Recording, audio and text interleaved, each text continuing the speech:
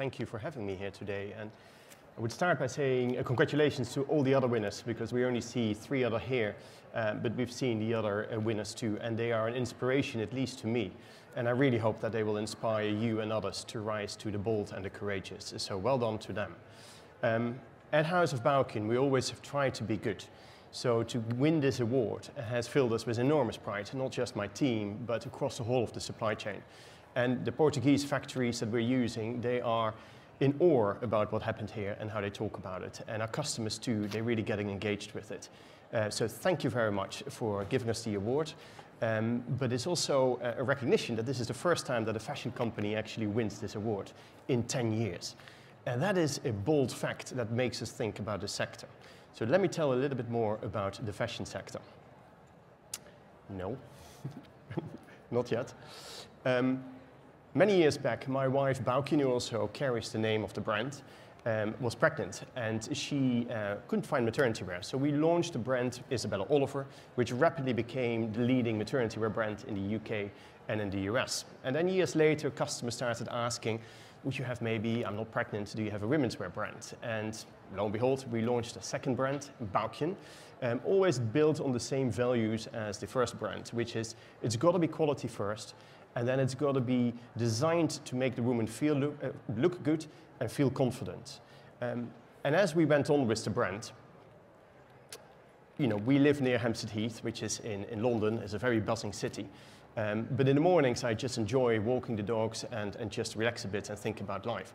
But about 2.5 years ago, there was this sinking realization that my wife and I had when walking on the Heath.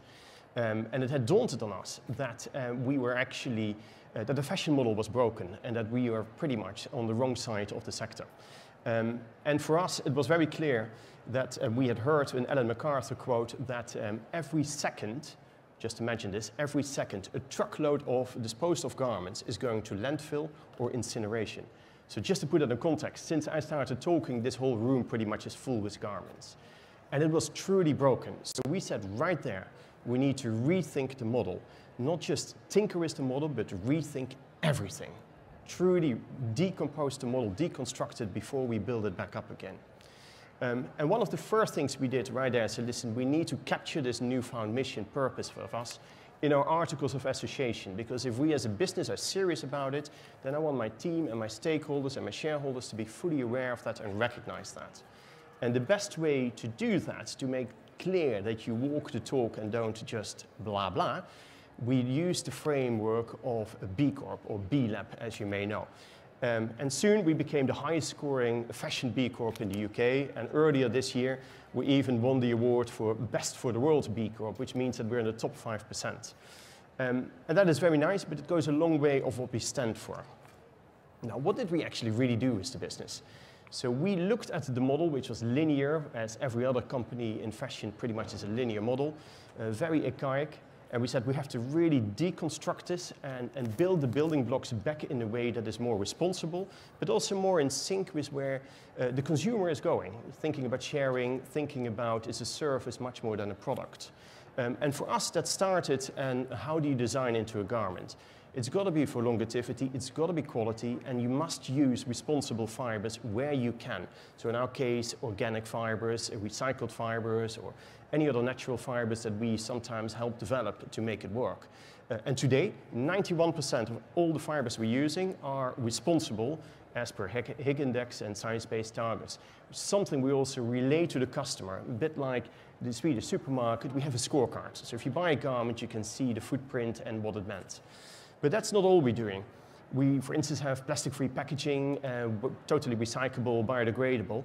But we went a step further. We're also part of the Fashion Pact, which is an organization in the UK, globally, representing about 1/3 of the fashion sector. And we're actively pushing with them to replace all the plastic poly bags and all the plastic hangers to go plastic-free. Now, across that, our supply chain is really embracing what we're doing. Some of them are on the journey of B Corp too. And we shortened the supply chain significantly to make sure that there is no overproduction, which is always very evil. We engaged customers on the concept of care and repair, because it's a large part where damage happens to the environment and to the garment. And then we also realized that we need to embrace the concept of sharing economy. So we now have not just new, but we have rental, we have secondhand, and in maternity we're imminently launching subscription too, because why would you not subscribe to maternity wear when you're pregnant? And all of that, I mean, my vision really is that that part is going to be bigger than a new part in the business. But then at the end of the garment, when it really reaches its technical life, the customers send it back to us and we mechanically recycle it back into fabrics in which we design again. So to us, this is what we call Fashion 2.0. It is kind of a new model, much more responsible, or also called designed for good. Now, how does this relate? What does this mean in terms of quantifications? We quickly found that if you really start looking at your model and try to find how can I avoid, reduce, innovate my wastefulness away, that you find efficiencies. So there is a clear correlation between profit and carbon footprint. And because we're here, of course, for the carbon neutrality, here is the journey on what happened in the last 2.5 years.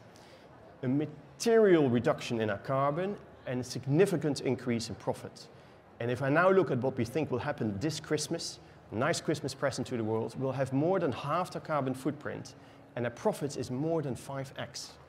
And this is important to realize because our key message here is too that sustainable fashion model can be good business. So there is really not much reason why not to follow us. And this happened in less than 2.5 years. And we don't have a lot of time. The clock is literally ticking. So my ask to all my peers in the sector is, you must look for the same systemic change and you can work with me because yes, we are competitors and we will compete on product and service, but we will not compete if it matters the planet. So here is my email address. It's gone, don't know. The email address will be fashion2.0@House of Baukjen.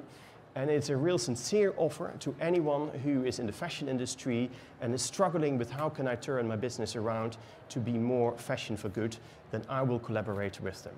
Thank you for your time, thank you for the award, and I really hope that next year there is another fashion company standing here, or more than one, because they would have made large strides and have set new standards for the fashion industry, because that would be good for the climate. Thank you very much.